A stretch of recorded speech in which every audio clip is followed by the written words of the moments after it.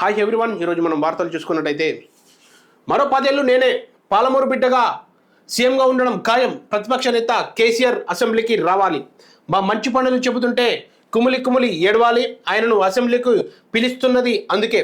కేసీఆర్ బావులో దిగిన పెట్రోల్ పోసుకొని అంటించుకున్న తెలంగాణ అభివృద్ధి ఆగే ప్రసక్తే లేదు. రాబోయే 2.5 ఏళ్లలో మరో 41,000 కొలువులకు భర్తీ. వర్గీకరణతో ఉపకులాలతో బిడ్డలకు మెడిసిన్, ఇంజనీరింగ్ సీట్లు. పాలమూరు ప్రాజెక్టులకు డిసెంబర్ 9 లోపు నిధులు మంజూరు. కొల్లాపూర్ బహిరంగ సభలో సీఎం రేవంత్ రెడ్డి వ్యాఖ్యలు. రాయలసీమ ఎత్తిపోతలను రద్దు చేయాలని బాబుకు వినతి.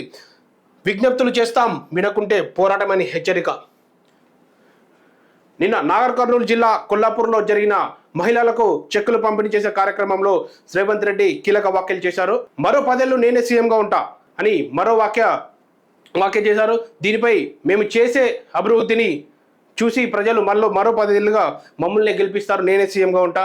పాలమూరు బిడ్డ సీఎంగా ఉండడం మరోసారి ఖాయమంటూ కూడా నిన్న కరాఖండిగా చెప్పాడు. అలాగే కేసీఆర్ బావులో దిగి పెట్రోల్ పోయించుకొని అంటించుకున్న తెలంగాణ అభివృద్ధి ఆగేదే లేదంటూ నిన్న కీలక వ్యాఖ్యలు చేశారు. అలాగే డిసెంబర్ 9 లోపు పాలమూరు ప్రాజెక్టుకు నిధులు మంజూరు చేస్తాం. రాయలసీమ ఎత్తిపోతలపై చంద్రబాబుకు వినతులు అందిస్తాం, విజ్ఞప్తులు కూడా చేస్తాం.